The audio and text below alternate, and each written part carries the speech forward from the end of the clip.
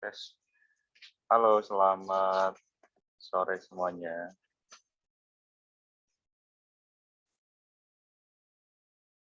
Suara Bapak terdengar, teman-teman?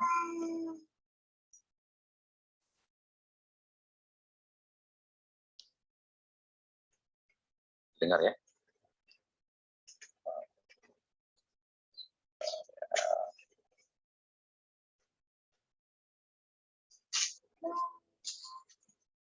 Oke, selamat sore semuanya. Suara Bapak terdengar aman? Atau nggak ada suaranya, teman-teman? Atau masih belum ada suaranya? Oke, tes. Terdengar suaranya?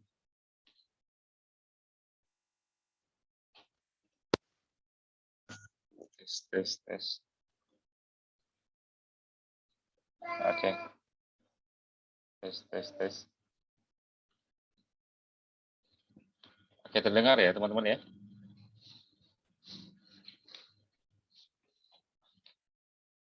Takutnya nggak terdengar.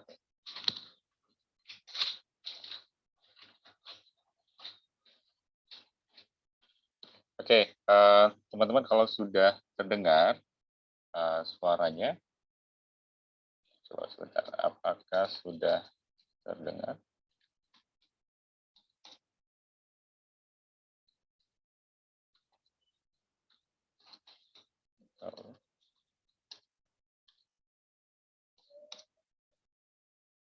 Oke, cuma memastikan apakah sudah terdengar, teman-teman? Apakah belum terdengar suaranya?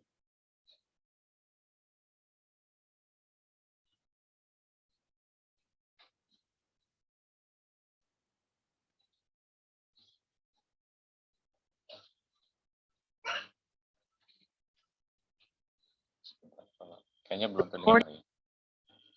Terdengar, teman-teman? Suaranya? Tes. Ada, Pak. Oke, kedengar ya? Kedengar ya, teman-teman? Oke, selamat sore semuanya. Hari ini kita masuk di pertemuan ke-10 ya, teman-teman. Kalau di pertemuan 10 ini, Bapak coba share screen dulu. Kita sudah masuk di pertemuan ke-10. Jadi di pertemuan 10 ini kita akan bahas mengenai, kita coba di-share dulu.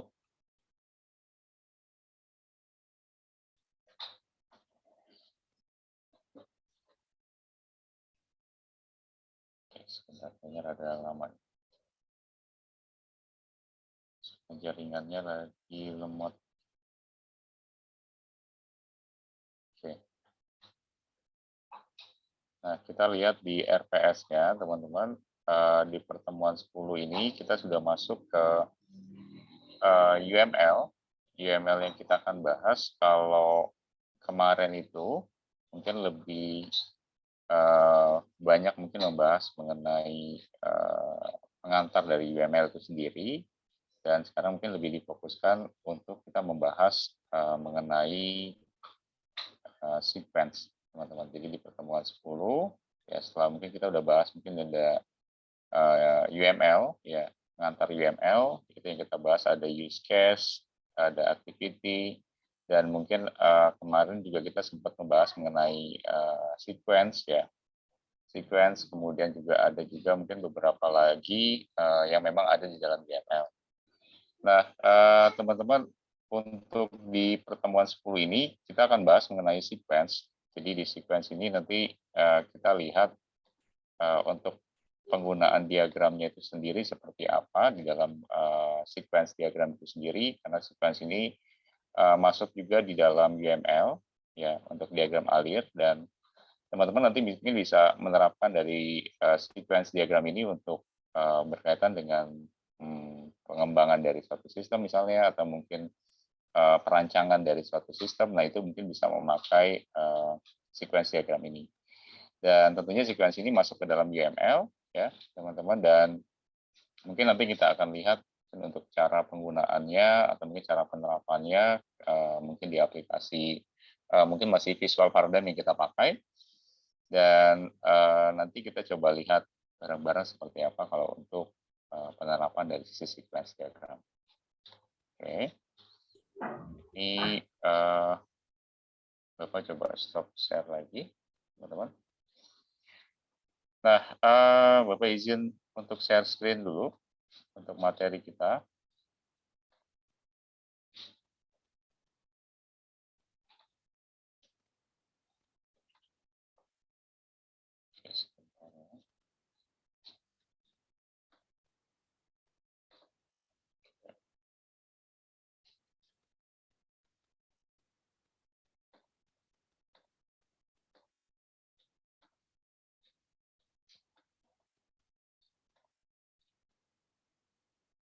Oke, nah, sudah terlihat ya, teman-teman. Jadi di pertemuan 10 ini kita akan bahas mengenai sequence diagram. Jadi kalau untuk di sequence diagram sendiri, mungkin kita sempat bahas sedikit ya teman-teman mengenai sequence diagram mungkin di pertemuan sebelum kita bahas mungkin di BPMN sebelumnya, kayaknya sebelum UTS ya teman-teman. Sebelum UTS kita sempat bahas mungkin ada pengantar UML, mungkin ada activity dan juga ada use case yang kita bahas, dan mungkin ada beberapa lain, mungkin ada state diagram dan lain sebagainya. Mungkin baru pengantar saja, tapi mungkin untuk di pertemuan ke 10 ini kita mungkin lebih bahas ke satu topik, yaitu ada sequence diagram.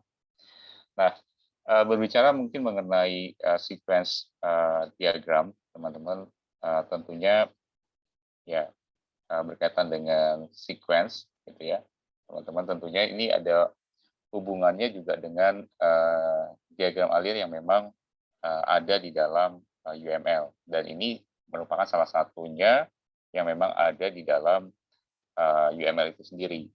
Dan kalau kita lihat lagi di sini, nah sequence ini teman-teman kalau dilihat ya memang sequence ini digunakan ya, bisa diartikan sebagai digunakan sebagai suatu diagram yang memang dikhususkan untuk yang berkaitan dengan diagram alir yang biasanya menjelaskan dari sisi hubungan mungkin antara objek-objek, teman-teman, dan gimana caranya objek-objek tersebut itu bisa berkomunikasi atau mungkin terhubung ya, sehingga bisa terlihat mungkin alur dari sisi objek tersebut. Nah, bagaimana mungkin ya bisa dibilang mereka itu bisa berkomunikasi gitu ya, atau mungkin bisa berinteraksi, termasuk mungkin ada juga pesan-pesan yang memang mungkin bisa ditampilkan atau mungkin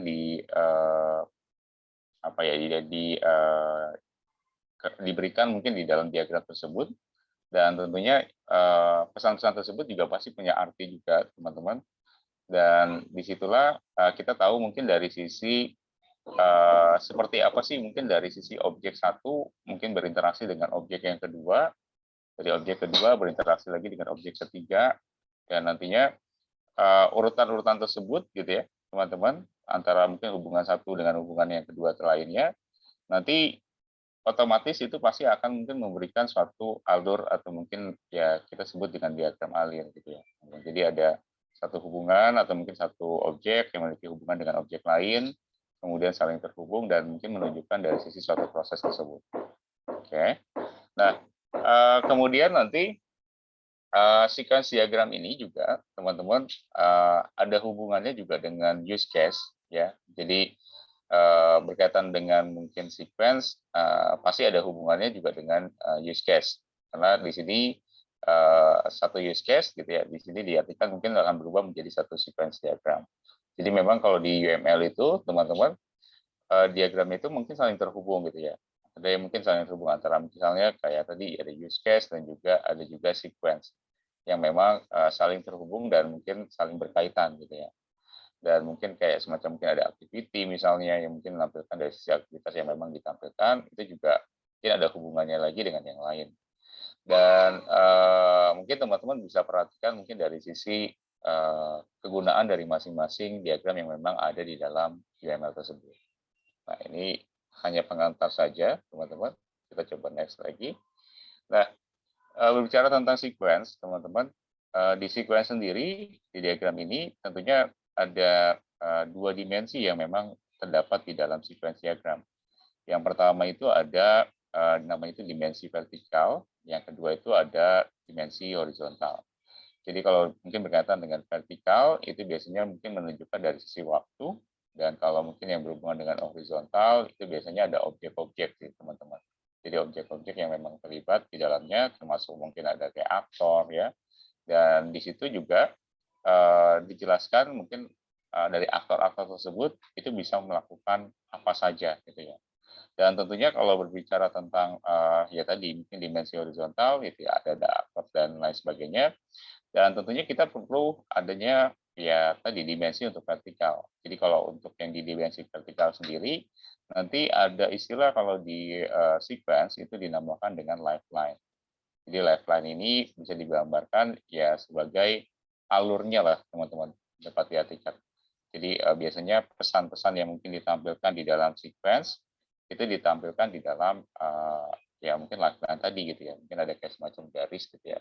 Di mana nanti garis tersebut itu bisa terhubung yang menjadi penghubung antara pesan-pesan yang memang ditampilkan di dalam sequence itu sendiri gitu ya. Jadi di sini makanya ada kayak garis panah gitu ya. Mungkin antara satu lifeline ke lifeline lain. Nah, itu yang mungkin ditandai di dalam sequence diagram. Dan tentunya teman-teman kalau berbicara tentang apa namanya sequence sendiri ya untuk mungkin pembuatan dari sequence sendiri tentunya teman-teman harus perhatikan dari sisi diagramnya. Yang pertama kali teman-teman lihat pastikan datanya itu pasti teman-teman analisis dulu gitu ya. Kalian pasti analisis dulu kira-kira mungkin pembuatan dari sequence-nya itu seperti apa. Atau mungkin kita bisa dapat datanya dari use case yang udah disusun dari teman-teman itu juga bisa gitu ya. Jadi yang paling terpenting sih pasti dianalisis dulu gitu ya sebelum kita mungkin menggunakan UML khususnya mungkin untuk sequence atau mungkin ya use case atau mungkin yang lainnya. Intinya ketika digunakan teman-teman harus analisis dulu. Dan kalau berkaitan dengan sequence diagram untuk mungkin cara untuk mungkin penyusunannya gitu ya atau mungkin cara untuk mungkin teman-teman menggunakannya gitu ya. Pastinya di diagram sequence ini sesuai dengan dimensinya tadi ada dua, ada vertikal dan juga horizontal. Tentunya pasti diurutkan mulai dari mungkin kiri ke kanan, teman-teman. Jadi yang pasti sih kita tentukan dulu aktornya gitu ya, aktor yang memang terlibat di dalam sequence diagram teman-teman itu apa gitu ya. Nah dari aktor tersebut, nah itu bisa melakukan apa saja gitu ya. Nah itu kan pasti ada berhubungannya dengan apa namanya lifeline yang memang ada di dalamnya gitu ya. Nah, khusus untuk aktor gitu ya teman-teman, ya itu biasanya ada interaksi yang memang dilakukan gitu ya. Nah ini bisa ditempatkan mungkin di bagian kiri gitu ya dari diagram sequence yang teman-teman buat. Kalau diletakkan di tempat kanan atau mungkin diletakkan di tempat kanan mungkin nggak bukan ketentuannya seperti itu ya teman-teman. Jadi kalau dibalik di kanan gitu ya misalnya apakah boleh Pak gitu ya. Nah, tentunya pasti bukan ketentuan seperti itu. Jadi sequence itu selalu mungkin aktornya itu ditempatkan di paling kiri gitu ya. Jadi dari kiri ke kanan gitu ya. Jadi lifeline-nya itu nanti dikasih di bagian setelah aktor. Jadi ada lifeline yang memang dibuat. Kalau lifeline itu ya bisa diartikan sebagai kayak apa ya prosesnya teman-teman. Biasanya kalau lifeline itu isinya ada kayak kata kerja dan di mana dari kata kerja tersebut si aktor ini bisa melakukan kata kerja memiliki hubungan apa dengan kata kerja tersebut gitu. Nah dari situlah teman-teman kita bisa hubungkan dari aktor tersebut ke lifeline yang memang ada. Gitu ya. Tadi mungkin sesuai dengan diagram atau mungkin dimensi yang ada di dalam diagram sequence gitu ya. Ada dimensi vertikal dan juga horizontal gitu ya. Di mana di dimensi vertikal ini biasanya mungkin mempresentasikan mungkin dari sisi waktu gitu kan. Dan dari dimensi horizontal itu mempresentasikan dari sisi objek-objek yang memang terkait. Nah, itu kita patokannya di dua dimensi ini aja sih, teman-teman. Jadi dalam mungkin penyusunan sequence diagram itu sendiri.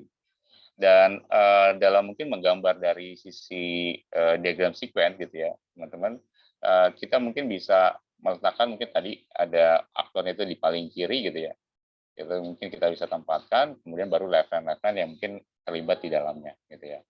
Jadi intinya yang kita gambarkan itu ya dari kiri ke kanan gitu ya. Dan sebaliknya, setelah mungkin kalau ada case semacam return, ya return itu artinya ya mungkin kebalik gitu ya, memberikan kebalikannya lagi gitu ya. Artinya mungkin dari satu lifeline dia balikin lagi datanya, ya input yang mungkin dilakukan gitu ya.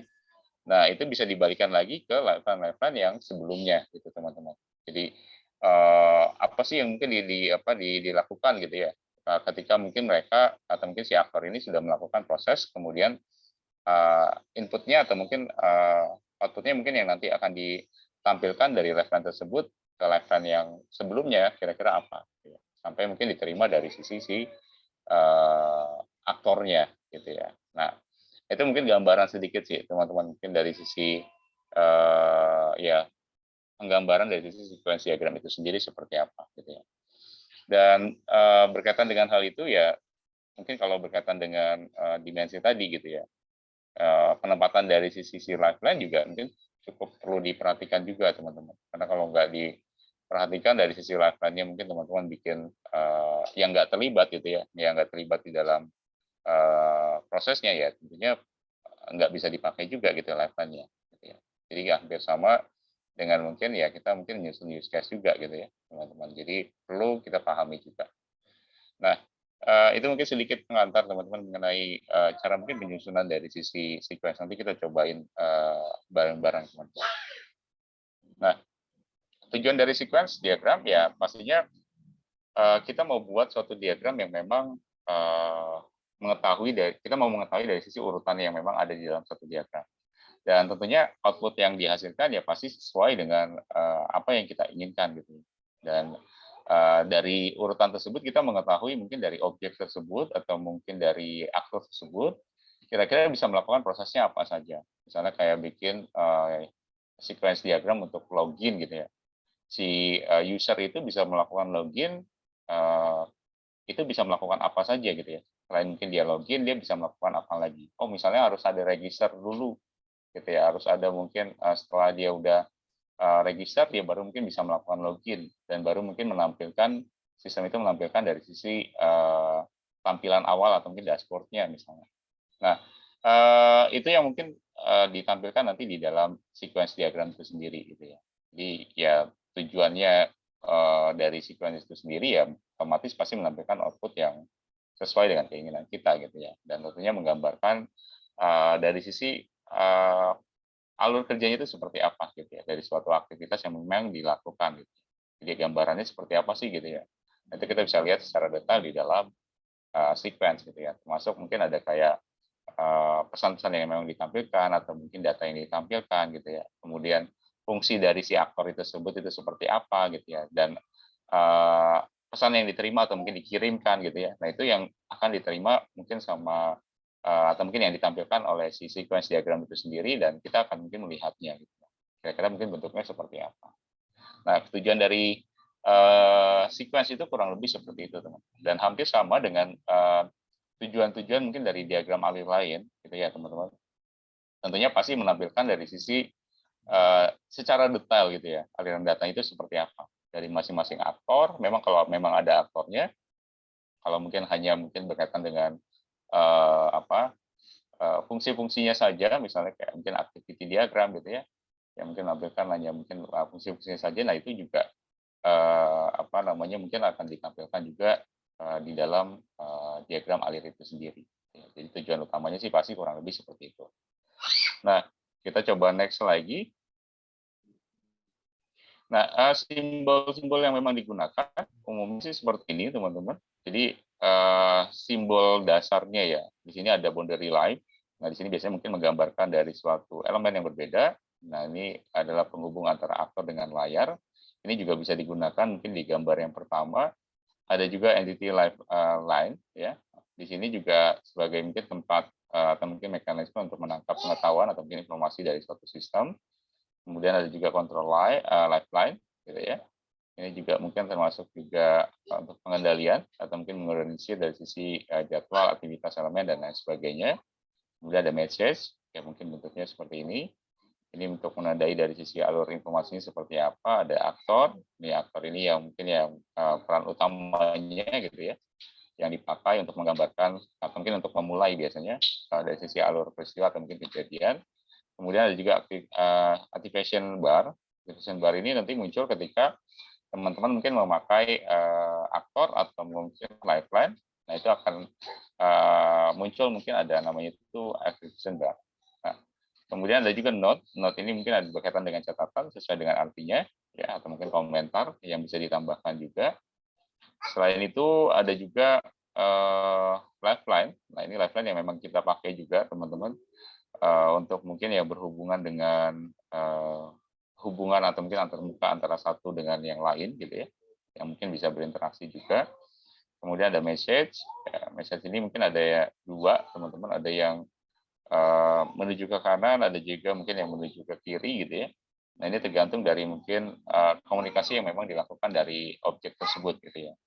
Jadi hubungan antara lifeline satu ke lifeline yang kedua gitu misalnya, atau mungkin dibalikin lagi dari yang kedua ke satu lagi gitu ya. Jadi ini mungkin bisa dilakukan juga di dalam sequence diagram teman-teman. Dan ini memang yang digunakan umumnya ya, umumnya mungkin yang digunakan di dalam sequence diagram itu sendiri, dan tentunya nggak semua juga dipakai teman-teman. Artinya tergantung dari kebutuhan teman-teman nanti ketika pembuatan dari sisi sequence diagram.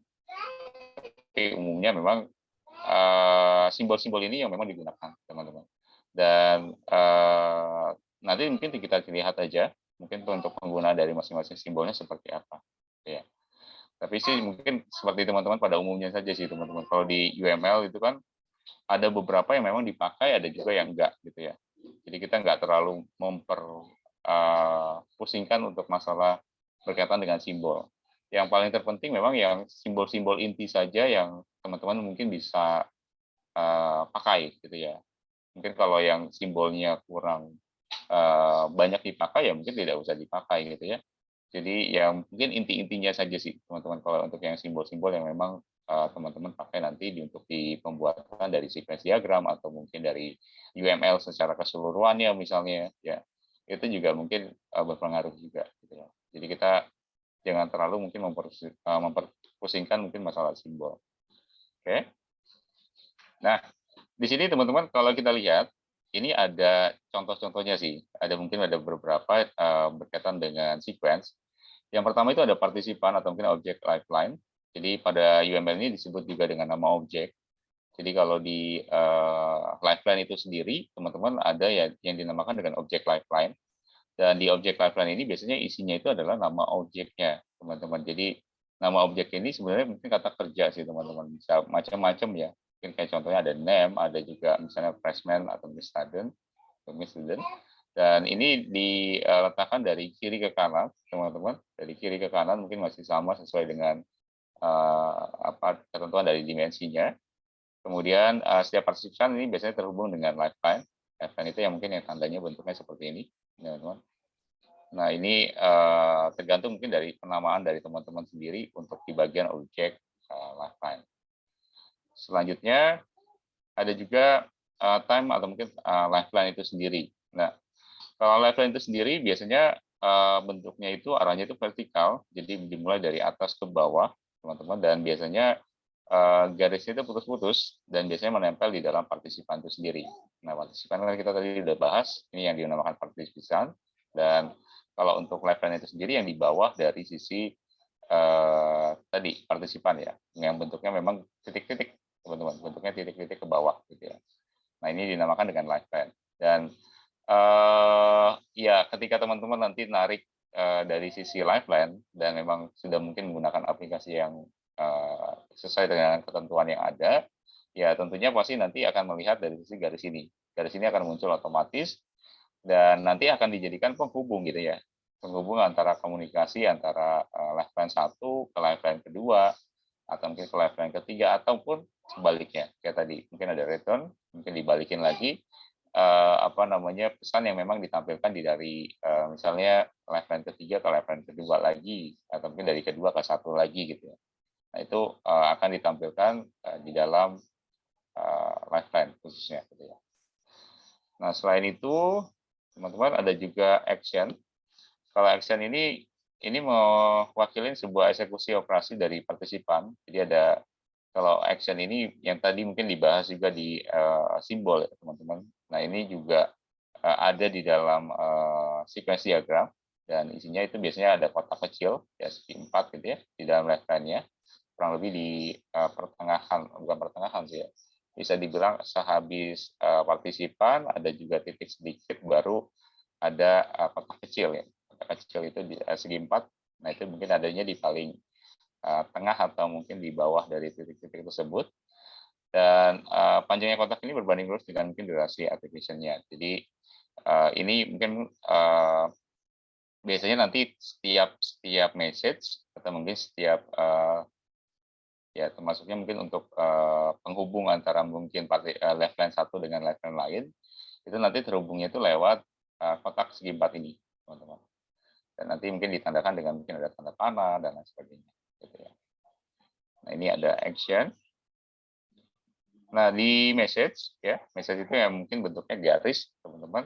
Nah, message ini berpindah dari satu left line ke left line lain, ya. Kemudian message yang pertama kali muncul di SSD itu terletak mungkin paling atas, kemudian message yang berikutnya berada di bawahnya. Ya.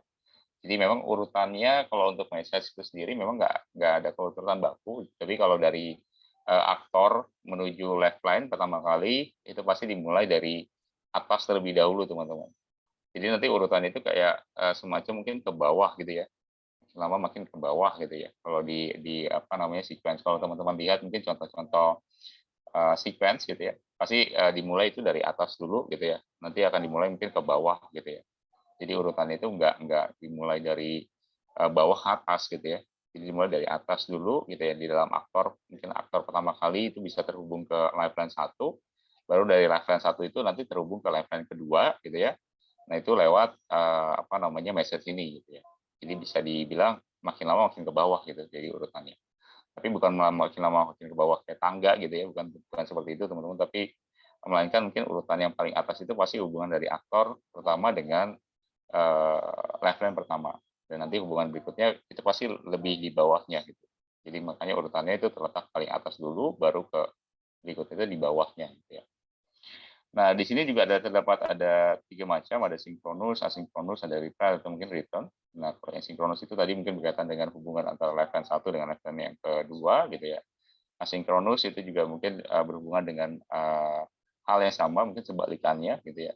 Ada juga mungkin reply atau mungkin return, itu mungkin berkaitan dengan membalikan lagi untuk message-nya ke lifeline yang mungkin sebelumnya sudah diberikan gitu ya. Jadi ya ini message ini memang sangat-sangat penting juga, di mana kita mungkin bisa mengetahui dari sisi lifeline 1 ke lifeline yang kedua itu hubungannya seperti apa, dan secara tidak atau secara penglihatan kita juga bisa tahu juga, oh ternyata aktor ini punya hubungan itu ke lifeline ini seperti apa. Nah, itu yang pertama kali misalnya. Nanti kalau di sequence itu ada kayak semacam otomatis ini ya, number atau mungkin otomatis penomoran. Biasanya kalau pas aktor hubungin ke lifeline pertama, itu ada nomornya ya, 1 gitu ya. Atau mungkin ada juga poin subbabnya itu mungkin 1.1 gitu misalnya. Nah, itu ada seperti itu. Atau mungkin dari 1 ke 2, dari 2 ke 3 dan seterusnya gitu ya. Nah, itu nanti didapatkan secara otomatis mungkin di dalam message itu sendiri. Jika kita memberikan keterangan gitu ya. Misalnya kayak oh si aktor ini dia mau terhubung ke lifeline login gitu ya. Terus kemudian kita kasih message ya dari aktor itu ke lifeline login. Nah, nanti kita kasih keterangan misalnya melakukan login misalnya. Nah, itu di situ nanti ada otomatis nanti muncul untuk number-nya. Number pertama itu adalah melakukan login misalnya. Nah, itu kurang lebih seperti itu sih gambarannya teman-teman. Oke. Nah, kemudian kita coba lihat lagi. Nah, ini ada sinkronus, asinkronus gitu ya. Nah, ini yang memang dipakai juga ya. Ini menunjukkan mungkin nilai ini dikembalikan lagi, ada replay, ada juga asinkronus dan juga sinkronus gitu ya. Nah, ini yang ditunjukkan mungkin dengan tanda-tanda yang memang ada di sini. Nah, kemudian kita next lagi. Nah, di sini ada contohnya, teman-teman. Jadi ada one example object. Jadi di sini ini ada empat ya, empat objek bisa dibilang. Ada cat, ada placement, ada juga person, dan juga ada inspector. Ya, dari empat ini nanti mungkin bisa kita lihat mungkin untuk sequence-nya itu seperti apa dan tergantung dari kasusnya. Ya, balik lagi. Memang ketika melakukan analisis pasti teman-teman lihat dulu aktor-aktor yang memang terlibat gitu ya. Makanya mungkin di sini dijelaskan juga mungkin ada cat, ada placement, ada juga inspector, ada juga person gitu ya. Dan nanti apa yang mungkin dilakukan dari empat ini gitu ya, teman-teman. Apa yang mungkin dilakukan dari empat ini. Nah, kalau kita next lagi, nah, ternyata mungkin alurnya itu dari sisi kita anggap aja mungkin ini sistem gitu ya, teman-teman, atau mungkin ini apa ya yang dilakukan aktivitasnya oleh empat aktor tersebut gitu ya. Dan ternyata yang dilakukan di dalam pan example sequence diagram ini, ternyata si person itu menendang dari si cat-nya gitu ya. Kemudian si cat-nya itu dia report gitu ya, melaporkan mungkin ke ya si man-nya gitu ya. Kemudian dari si man-nya ini gitu ya, ya si person-nya ini gitu ya, dia juga mungkin mereport mungkin ke policeman. Jadi dari inspektor dia si inspektor ini mereport lagi ke policeman gitu ya. Jadi dari policeman ya, dari policeman tersebut laporan dari si inspektor gitu ya. Kemudian ya dia mungkin melakukan tindakan gitu ya. Tindakannya ya mungkin mencari dari sisi personnya tadi untuk ditindaklanjuti gitu atau mungkin untuk ditangkap. Nah, dari sini kita mungkin bisa lihat teman-teman ini secara gambaran kasarnya saja mungkin dari sisi sequence diagramnya. Dari sini kita bisa lihat juga mungkin dari hubungan masing-masing apa namanya objek ya. Bisa dibilang ada objek person, ada cat, ada inspector dan juga policeman, di mana kasusnya itu si person itu menendang dari sisi si kucing ya, kemudian si kucing melapor ke inspektor dan inspektor melapor kepada policeman dan dilakukan tindakan.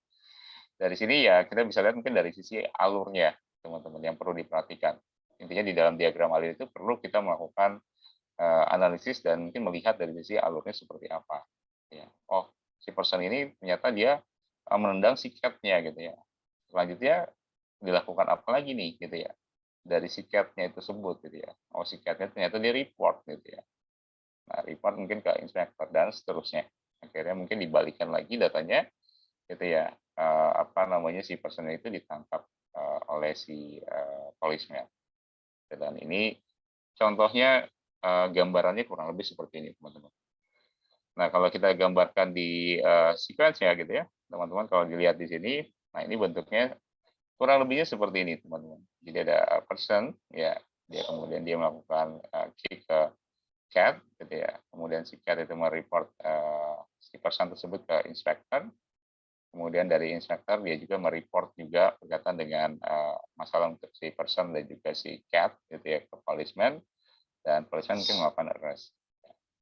Ya, itu proses alurnya seperti ini, teman-teman. Dan ini yang dinamakan dengan lifeline, teman-teman. Lifeline itu yang ada di sini. Jadi lifeline itu yang ada di sini. Kemudian ini ada partisipan. Partisipan itu yang ada di sini. Dan ini message. Gitu ya. Sebenarnya mungkin yang objek-objek yang dibutuhkan hanya lifeline. Aktor mungkin jika diperlukan, teman-teman. Artinya kalau memang ada aktor yang mau dijabarkan secara detail di dalam sequence diagram, nah itu boleh ditampilkan. Kalau ini contohnya yang mungkin tidak ada aktornya, tapi mungkin adanya lifeline saja, mungkin hubungan dari tiap lifeline, gitu ya. Dan ini bisa dilihat mungkin dari sisi alurnya, gitu ya. Yang perlu diperhatikan sih alur dari masing-masing ini. Oke, nah, kemudian kita next mungkin satu slide lagi. Nah, di sini ada contoh example untuk sequence diagram, khususnya untuk login, teman-teman. Jadi untuk login sendiri, teman-teman mungkin bisa lihat di sini. Nah, untuk lifeline itu sendiri, teman-teman sebenarnya bisa memakai mungkin yang bentuknya kayak bulat seperti ini, itu juga mungkin namanya itu boundary, ya itu mungkin boleh dipakai juga, teman-teman. Tapi ya mungkin umumnya juga mungkin bisa juga pakai yang bentuknya seperti ini, gitu ya. Tergantung dari mungkin software yang teman-teman pakai. Biasanya mungkin menyediakan, ada juga yang hanya menyediakan mungkin lifeline-nya aja, mungkin yang bentuknya kotak seperti ini, ada juga yang mungkin menyediakan dari sisi boundary-nya gitu. Dan di sini ada contoh untuk sequence diagramnya ya, yang berkaitan dengan login. Dan kalau teman-teman lihat juga ya, di dalam sini yang berkaitan dengan login tersebut, di sini kalau kita lihat si user, jadi ada aktor user, dia itu mau melakukan login gitu ya ke dalam mungkin suatu sistem, di mana di dalam suatu sistem tersebut pastinya kalau mau melakukan login tentunya harus mungkin berkaitan dengan register gitu ya. Nah, ketika mungkin mau melakukan login sendiri gitu ya, si user ini harus melakukan register terlebih dahulu gitu ya.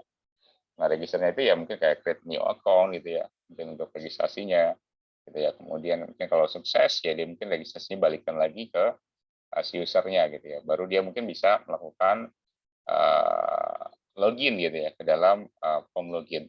Nah, memang penentuan ininya nih teman-teman perlu perhatikan juga.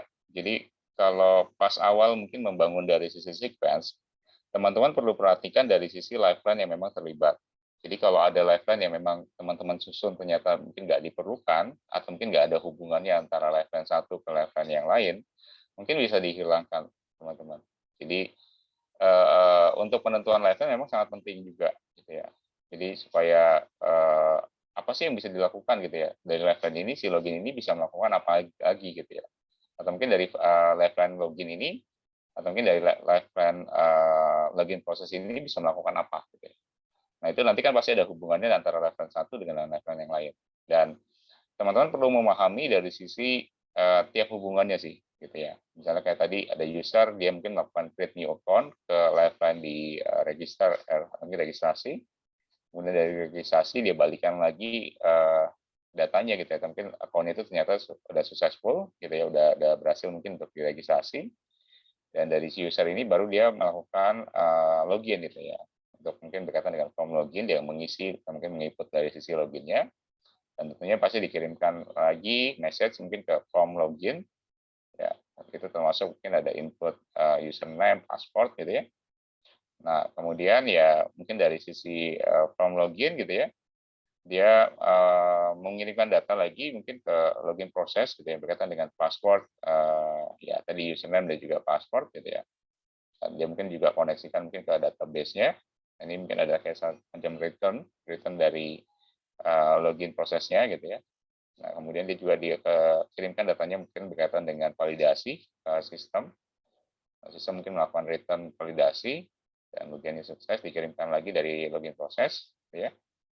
Dan ini dilanjutkan lagi ke form login. Nah, dari form login dia tinggal mengirimkan message box gitu ya, atau mungkin tampilan dari sisi dashboard-nya dari suatu sistem. Nah, di sini ada juga close form. Close form itu artinya ya mungkin di-closein form dari sisi login-nya, teman-teman. Jadi di dalam form login ini ya di-closein dari sisi form login-nya dan dia masuk ke dalam dashboard dari sisi sistemnya. Nah, dari sini teman-teman, ini adalah contohnya. Ya, pertama kali memang untuk penyusunan dari sisi sequence diagram, teman-teman perlu memahami dari sisi alurnya. Jadi kalau sudah tahu alurnya, kita bisa menentukan dari sisi lifeline apa saja mungkin yang mau dipakai. Dan setelah itu ya kita tinggal hubungkan dari masing-masing lifeline tersebut, kira-kira mungkin mempunyai hubungan apa saja. Tadi pesan dari mungkin Bapak tadi, kalau lifeline-nya mungkin tidak bisa, atau mungkin tidak mempunyai hubungan sama sekali dengan lifeline yang lain gitu ya, dan memang tidak berguna, lebih baik mungkin dihapus. Jadi kita pakai lifeline yang memang sudah kita lakukan analisis, ya sudah kita lakukan pengamatan gitu ya, dan itu perlu dimasukkan ya berarti kita tampilkan. Tapi kalau yang memang nggak ada hubungan sama sekali ya itu jangan ditampilkan, gitu ya. Dan nanti kita selanjutnya ya tinggal mungkin menghubungkan dari masing-masing lifeline yang ada. Jadi kalau dilihat dari contoh di sini, kita bisa lihat mungkin di awal itu dimulai dari yang atas dulu, teman-teman. Itu makin lama mungkin ke bawah gitu ya. Untuk alurnya dari atas ke bawah, dan mungkin dimulai dari kiri ke kanan, teman-teman. Dan ini untuk message-nya kalau teman-teman lihat juga mungkin bisa dibalikan lagi. Maksudnya itu dibalikan itu berkaitan dengan mungkin input yang dimasukkan gitu ya. Setelah mungkin udah create new account dan si registrasi itu pasti melakukan feedback balik gitu ya. Mungkin ya sukses dari sisi registrasinya dia balikin lagi gitu ya. Nah, selanjutnya si user juga melakukan apa lagi gitu ya. Untuk mungkin berkaitan dengan login tadi gitu ya. Mungkin oh dia langsung masuk ke loginnya gitu ya, ke form loginnya gitu ya. Nah, dia bakalan mungkin ngirimin dari sisi view from login-nya gitu ya. Nah, itu yang teman-teman mungkin perlu pahami dulu mungkin ketika menyusun dari sisi sequence diagram gitu ya. Nah, dari sini teman-teman nanti mungkin setelah kita istirahat, sehabis mungkin ada sholat maghrib, kemudian nanti kita lanjut lagi mungkin di jam 6.25 teman-teman. Nanti mungkin yang mau ibadah sholat maghrib mungkin bisa ibadah sholat lagi dulu, dan mungkin kalau ada yang mau istirahat, istirahat dulu, mungkin makan atau mungkin mandi dulu, nggak apa-apa teman-teman. Dan nanti kita lanjutkan lagi nanti di jam 6.25 untuk mungkin membuat sequence diagram contohnya. Ya mungkin cara penggunaannya dan lain sebagainya di dalam suatu software, ya mungkin kita masuk pakai Visual Paradigm, dan teman-teman mungkin juga bisa pakai itu. Dan nanti kita lihat mungkin untuk penggunaannya seperti apa gitu ya. Nah, untuk cara penggunaan dan juga mungkin untuk cara analisisnya seperti apa, nah nanti kita coba lihat di sehabis kita mungkin istirahat di jam 6.25 teman-teman. Nanti mungkin bisa gabung lagi di jam 6.25 ya teman-teman. Mungkin Bapak stop share, nanti kita bisa gabung lagi di jam 6.25 ya teman-teman. Oke, terima kasih ya teman-teman, nanti kita gabung di jam 6.25. Baik, Pak. Terima kasih, Pak. Baik, Pak. Ya, kasih.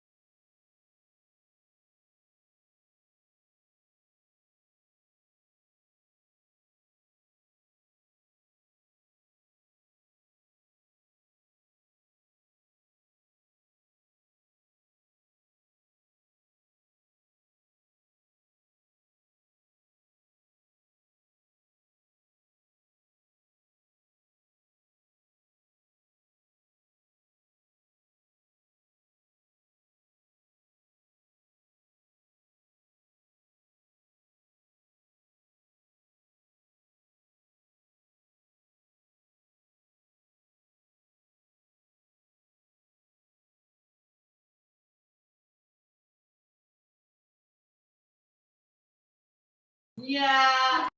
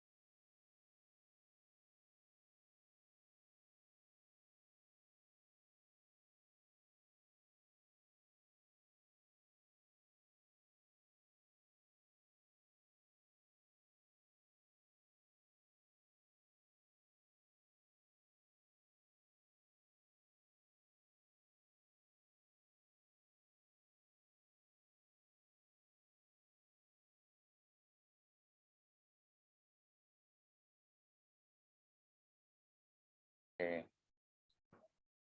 Tes. Halo, selamat sore teman-teman. Kita Sore, Pak. balik lagi ya, teman-teman. Setelah kita sudah istirahat, kita sudah melakukan ibadah sholat maghrib, kita lanjutkan lagi untuk materi kita. Sebentar ya. Oke, teman-teman, setelah kita sudah paham, atau mungkin sudah kita bahas mengenai sequence, selanjutnya kita coba buat untuk di penerapannya ya. Untuk penerapannya itu di visual paradigm, itu kurang lebih seperti apa. Nah, nanti kita coba cobain mungkin bareng-bareng, kalau teman-teman mungkin ada aplikasinya, boleh dicoba juga. Dan intinya aplikasi apapun itu, teman-teman yang teman-teman pakai, itu boleh dipakai, artinya mungkin yang selama mungkin bisa dipakai untuk UML, misalnya kayak Visio dan lain sebagainya itu boleh, asal mungkin teman-teman familiar, itu boleh dipakai. Kemudian kita coba lihat dulu ke visual paradigmnya, sebentar ya. Mungkin bisa share, atau mungkin Bapak coba share. Nah, jadi kalau untuk di visual paradigm, teman-teman, mungkin teman-teman bisa lihat ke sini. Kemudian teman-teman nanti kalau sudah dibuka, teman-teman bisa lihat di bagian sistem design. Nah, di sini ada UML, teman-teman tinggal tekan plus saja.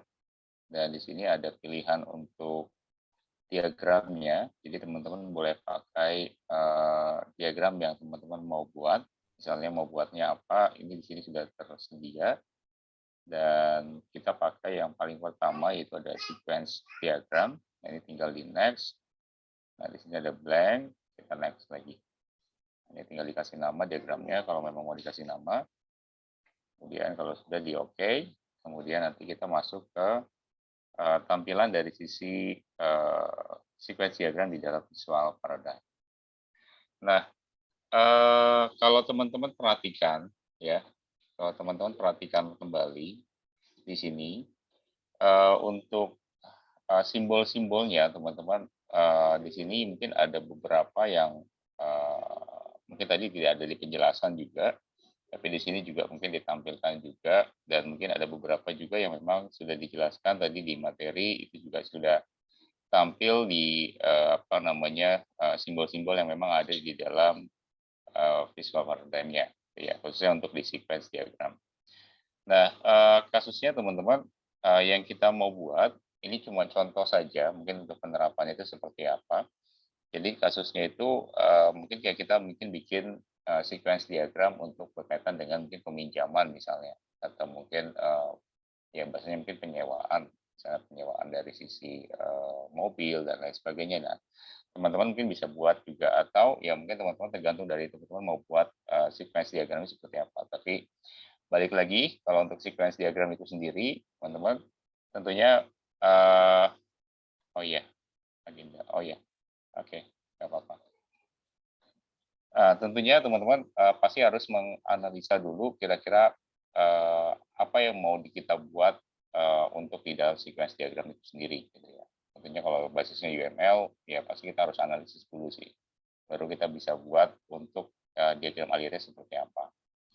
Nah, untuk berkaitan dengan mungkin penyewaan, misalnya mungkin kasusnya itu penyewaan mobil gitu ya. Nah, kalau untuk penyewaan mobil pasti erat kaitannya dengan mungkin ya ada aktor untuk yang sebagai mungkin penyewanya gitu ya.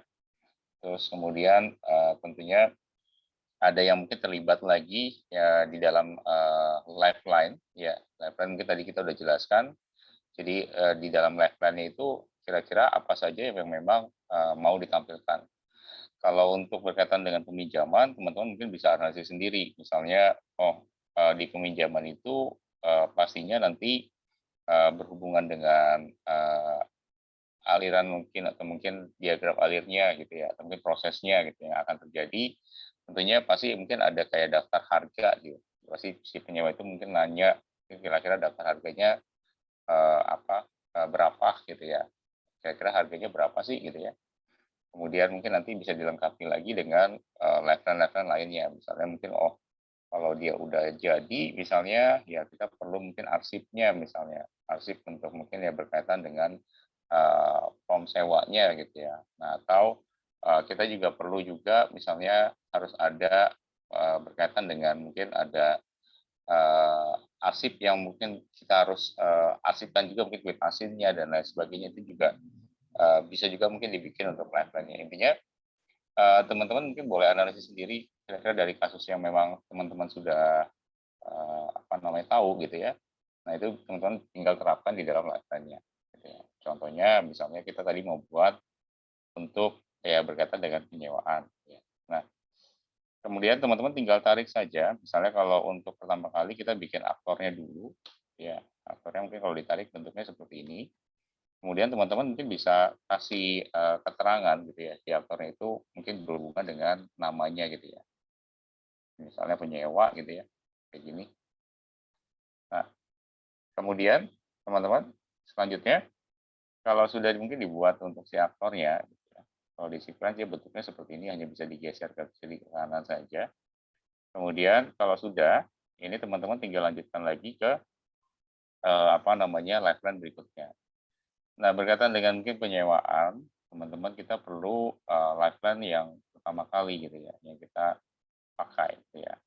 Nah, di sini kita taruh lifeline-nya, kita mungkin boleh atur di mana posisinya. Dan ini kita kasih nama misalnya petugas. Sebenarnya untuk nama lifeline itu boleh nama kata kerja itu juga boleh teman-teman atau mungkin nama-nama yang memang berhubungan dengan proses yang ada itu teman-teman boleh masukkan gitu ya. Jadi nggak harus mungkin memakai mungkin 2 aktor gitu ya. Tugas mungkin dianggap juga aktor gitu kan. Nah, teman-teman nggak harus berpikir seperti itu. Intinya kita mungkin cukup mungkin memakai satu aktor ya di mana aktor tersebut mungkin bisa melakukan apa sih gitu ya. Nah, itu yang kita mau coba buat gitu ya. Nah, selanjutnya mungkin setelah petugas mungkin kita coba tentukan lagi untuk berkaitan dengan penyewaan mungkin ada daftar harga tadi ya. Daftar misalnya harga.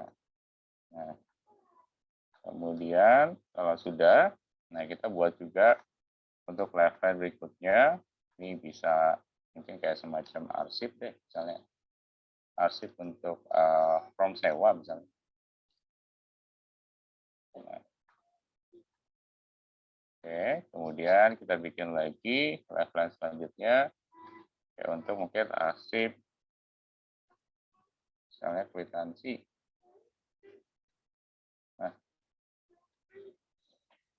Nah, kemudian teman-teman setelah mungkin sudah ditentukan, ini bisa ditarik ke bawah kalau mungkin teman-teman mau bikin lebih panjang gitu ya. Teman-teman tinggal mungkin menghubungkan dari masing-masing lifeline yang ada di sini gitu ya. Kalau mungkin sudah ditentukan dari sisi lifeline-nya.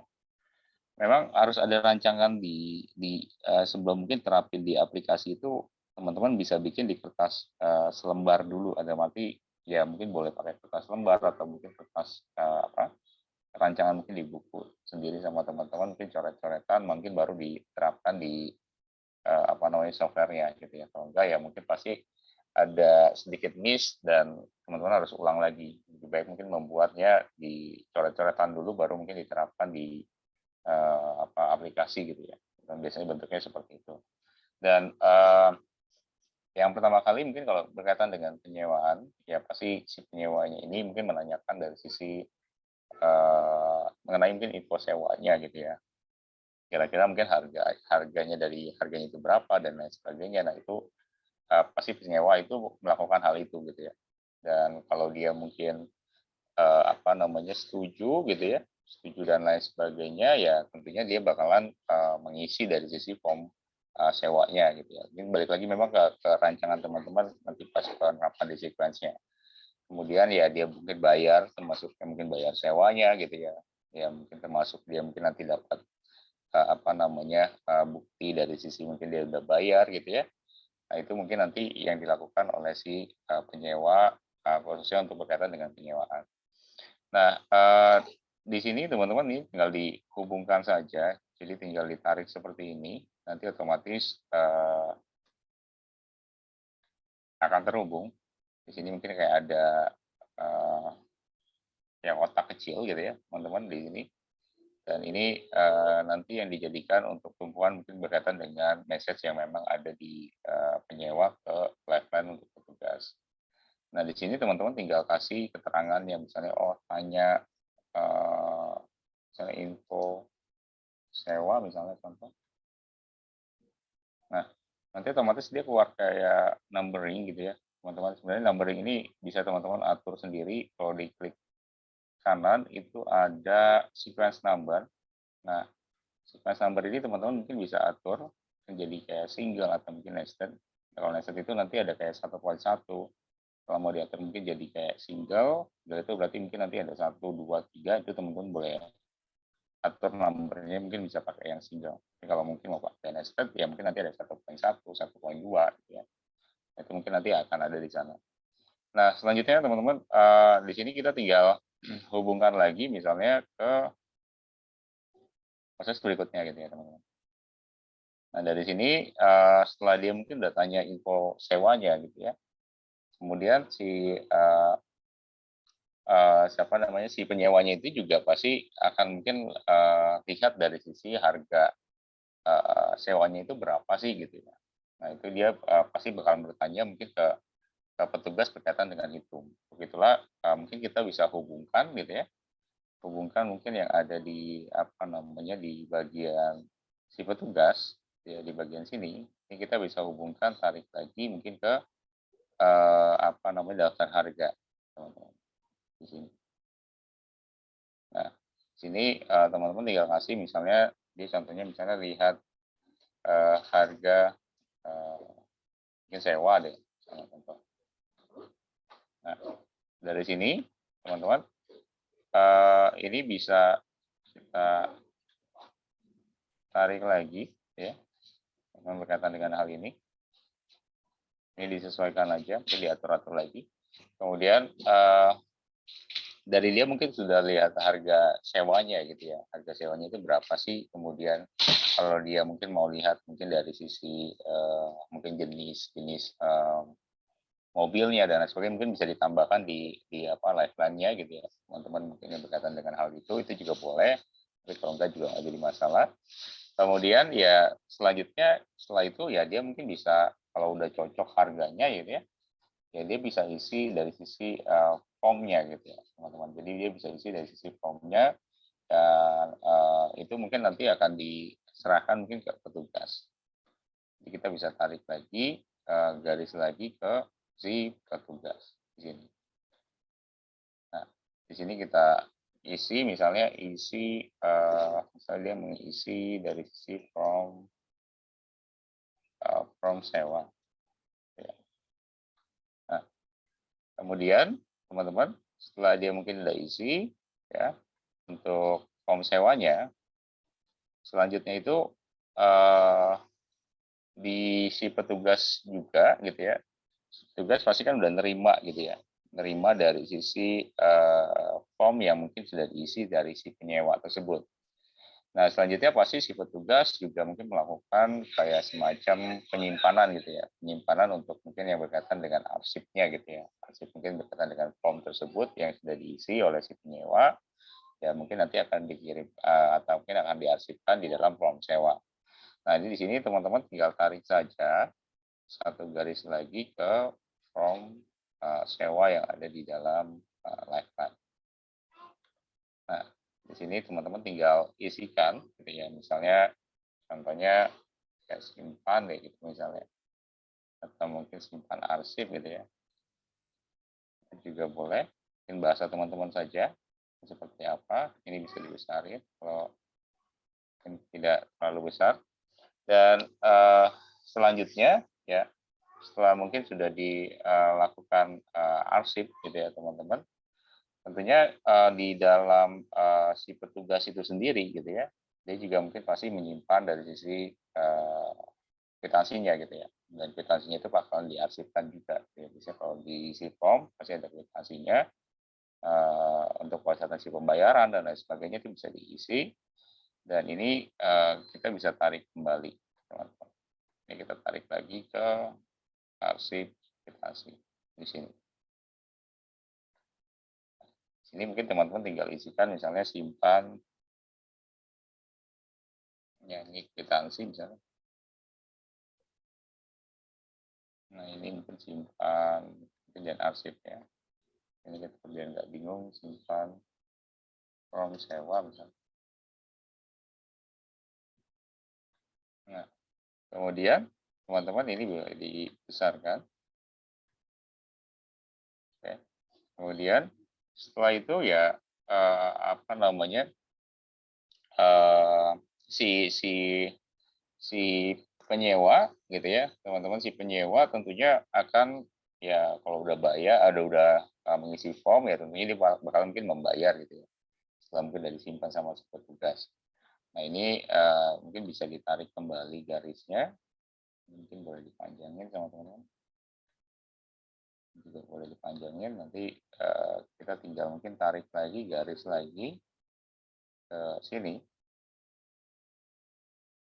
Mungkin di sini boleh. Nah ini tinggal bayar gitu ya. Mungkin ada kata-kata bayar. Nah kita ke bawah sedikit. Nah selanjutnya teman-teman, setelah mungkin sudah kita isikan untuk mungkin si penyewa ini melakukan pembayaran gitu ya.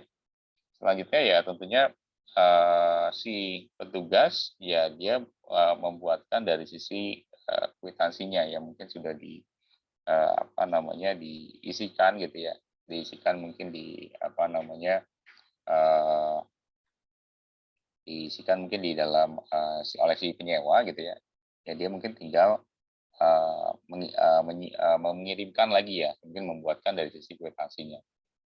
Nah di sini mungkin kita tinggal tarik lagi ke sini. Ya ini kita balikan lagi. Ini untuk buat misalnya kwitansi. Nah ini boleh ditarik lagi teman-teman. Memang mungkin kurang besar. Nah, nah ini yang mungkin dilakukan teman-teman. Selanjutnya mungkin untuk kalau mungkin ada penambahan misalnya, oh ada lifeline untuk jenis mobilnya yang dipilih gitu ya. Nah itu boleh ditambahkan gitu. Atau mungkin ada penambahan lagi kalau berkaitan dengan apa namanya penyewaan gitu ya. Kalau kita mungkin menyewa misalnya motor mungkin berbeda lagi nih mungkin langkahnya gitu. Atau pas kita mungkin menyewa mungkin kalau dulu itu menyewa DVD gitu ya. Kalau zaman dulu kan DVD mungkin disewain.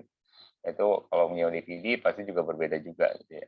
Nah, langkah-langkah itu yang mungkin teman-teman perlu pahami. Jadi kalau untuk di sequence teman-teman tentunya berkaitan dengan itu pasti ada alur yang memang dilakukan gitu ya, dari awal sampai ke akhir seperti apa. Gitu ya. Nah, itu yang teman-teman mungkin perlu perhatikan juga. Gitu ya. Nah, selain itu teman-teman mungkin yang contoh-contoh mungkin yang simple gitu ya, yang mungkin teman-teman mungkin bisa buat. Nah, itu mungkin coba mungkin diterapkan di dalam sequence gitu ya, teman-teman. Nah, dari sini teman-teman tentunya yang kita coba lihat gitu ya dari mungkin yang peminjaman ini tentunya masing-masing alur juga pasti punya apa namanya proses yang memang beda-beda gitu ya. Mungkin kayak mungkin membuat suatu sistem gitu ya, suatu sistem dan sistemnya tersebut ya kita analisis dan sebelum mungkin membuat suatu sistem ya pastinya kita perlu diagram alir yang memang dibutuhkan, kayak sequence, ada activity, dan lain sebagainya, yang mungkin bahasa UML. Nah, itu mungkin sebagai pelengkap nanti ketika teman-teman mungkin mau membuat suatu sistem atau mungkin pengembangan dari suatu sistem gitu ya. Nah, itu sangat-sangat dibutuhkan nantinya oleh teman-teman dan itu perlu dipelajari juga sama teman-teman.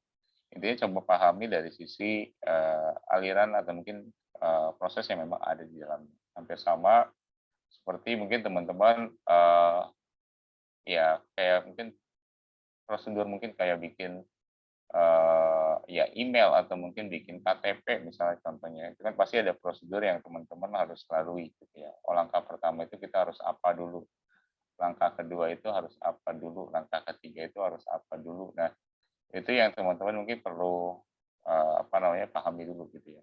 Minimal kalau itunya sudah tahu, pasti penerapan di diagram alirnya itu nggak terlalu rumit, teman-teman. Jadi kalau udah tahu itunya pasti bisa diterapkan di dalam diagram alir yang memang kita pakai gitu ya. Kayak sequence, kayak use case dan lain sebagainya yang teman-teman pakai. Nah, itu juga bisa kita terapkan. Yang penting lalu dari sisi alirannya dan mungkin prosesnya, sampai mungkin nanti kita tidak paham dan akhirnya kita nggak bisa buat dari sisi satu diagram alirnya.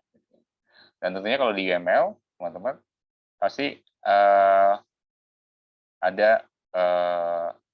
berkesinambungnya. Artinya mungkin antara sequence yang kita udah buat ini nanti akan berpengaruh juga nanti ke diagram yang lain gitu ya. Dan itu kita bisa ambil datanya dari mungkin diagram yang telah kita buat gitu ya. Mungkin kaitannya juga dengan use case gitu ya. Kalau sequence kita bicara tentang use case itu juga pasti ada hubungannya juga gitu ya di dalam use case atau mungkin antara sequence dan juga use case gitu. Jadi memang di UML sendiri teman-teman ya tentunya pasti ada hubungan antara masing-masing diagram ya, dan itu teman-teman mungkin bisa pahami juga gitu ya. Yang penting mungkin pelajari dulu. Kalau di UML memang perlu dilakukan, kita tahu dulu mungkin alur prosesnya seperti apa sih, gitu doang. Kalau di UML ya, kalau di UML kalau kita mungkin mau menerapkan ke dalam UML, yang penting pahami dulu untuk alurnya. Kalau alurnya udah tahu, misalnya contohnya mungkin kayak kita bikin sistem gitu ya, kita mau bikin suatu sistem, ya tentunya kita harus paham dulu apa yang mungkin yang akan dibuat gitu ya. Mungkin dari sistem itu apa yang nanti yang akan ditampilkan atau mungkin ada menu-menu apa aja nih gitu ya. Atau mungkin kalau kita mau bikin website gitu ya. Nah, kalau kita mau bikin website, kira-kira menu apa saja mungkin yang mau ditampilkan, kemudian konten apa saja mungkin yang mau ditampilkan, dan si user itu bisa melakukan apa aja gitu ya, misalnya, atau mungkin si pengunjung, ya, atau mungkin si admin, ya, si pengunjung bisa melakukan apa, si admin bisa melakukan apa aja. Nah, itu bisa kita jabarkan nanti mungkin di dalam diagram alir yang kita pakai. Mungkin ya, mungkin bikin use case-nya, bikin sequence-nya gitu ya. Nah, itu kita bisa terapkan di diagram yang kita pakai gitu ya. Yang penting paham alurnya. Kalau untuk simbol-simbol sih memang perlu dipahami, tapi tidak terlalu mungkin se, se apa namanya sedetail untuk mungkin berkaitan dengan alur proses gitu ya. Yang perlu kita pahami sebenarnya si alur prosesnya. Kalau simbol itu mungkin urusan ke dua gitu ya, teman-teman. Setelah mungkin ya kita udah paham dari sisi alur prosesnya dan penerapannya di aplikasinya atau mungkin di diagram alirnya mungkin kayak sequence atau mungkin aktivitas atau mungkin use case, pasti kan ada simbol-simbol yang memang teman-teman harus pahami gitu ya. Nah, itu yang nanti ya setelah mungkin sudah kita buat untuk atau mungkin kita paham dulu untuk aliran programming, baru kita pahami dari masing-masing simbol yang ada gitu ya. Sebenarnya simbolnya sih simple-simple aja sih teman-teman. Nggak semua mungkin dipakai juga di dalam diagram alir yang memang teman-teman pakai gitu ya. Dan dari UML dan lain sebagainya. Jadi mungkin ada beberapa simbol saja yang kita pakai dan ya itu juga nggak secara keseluruhan juga dipakai secara simbol mungkin yang ada di sini gitu ya misalnya teman-teman. Itu kan pasti ada arti-artinya sendiri dan kita mungkin gunakan yang inti-intinya saja sih teman-teman. Karena mungkin masing-masing di kayak mungkin penelitian skripsi atau mungkin tesis gitu ya, rata-rata ya mungkin memang menggunakan ya apalagi mungkin berhubungan dengan perancangan gitu ya, perancangan misalnya sistem informasi pada mungkin perusahaan A atau mungkin perancangan web company profile misalnya pada perusahaan A dan lain sebagainya. Pasti mungkin kalau berhubungan dengan penelitian itu pasti ada diagram alir yang mungkin teman-teman buat juga ya, dan pastinya teman-teman harus paham alur prosesnya sih, itu yang paling penting dibanding mungkin yang nanti teknisnya kalau di aplikasinya gitu. Itu kan teknisnya banget tuh di aplikasinya. Nah, itu yang paling terpenting sih itu dulu. Kalau itu udah paham baru masuk ke secara teknisnya untuk di UML itu sendiri. Oke, mungkin sampai di sini teman-teman. Sebentar, mungkin ada pertanyaan dari teman-teman. Izin stop share. Kita absen dulu ya. Kalau ada pertanyaan boleh ditanyakan. Tanggal berapa sekarang ya? Tanggal 8, Pak. 8 ya. Saja ya. Oke. Bapak coba ke TI dulu ya, teman-teman. Ada Mas Abdullah.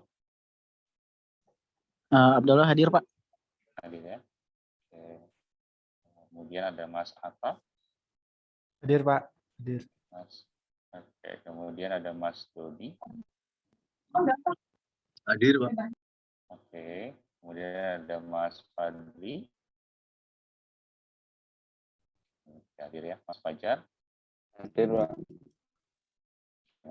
Kemudian ada Mas Leoni. Hadir, Pak. Oke. Ada Mas Reza. Hadir ya. Ada Mas Ridwan. Hadir, Pak. Oke, Mas Ridwan. Kemudian ada Mas. Hadir, Pak. Oke.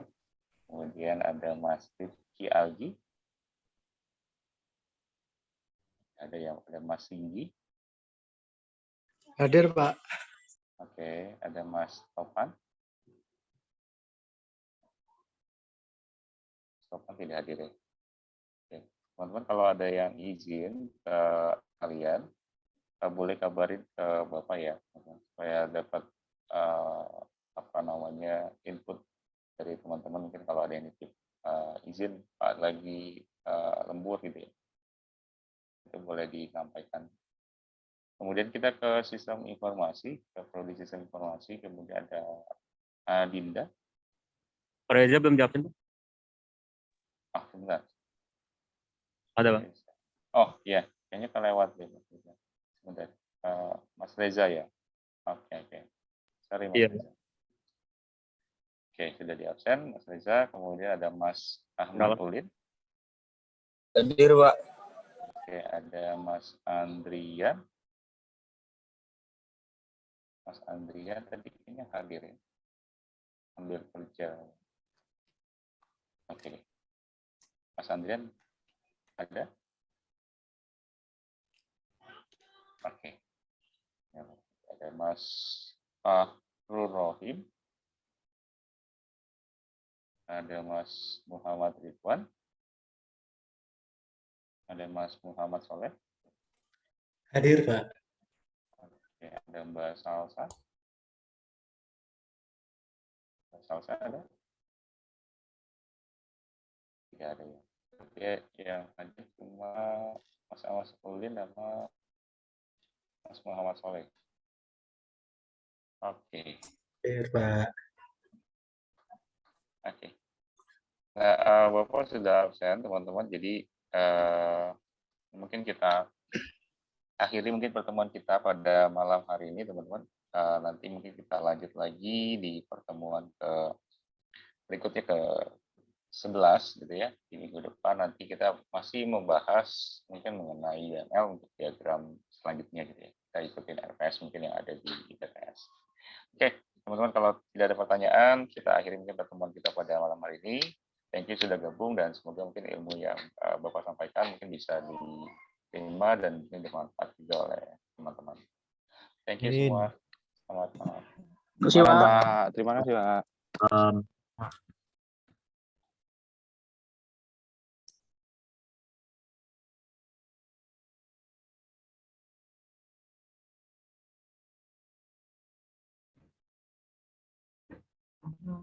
Biar kanan.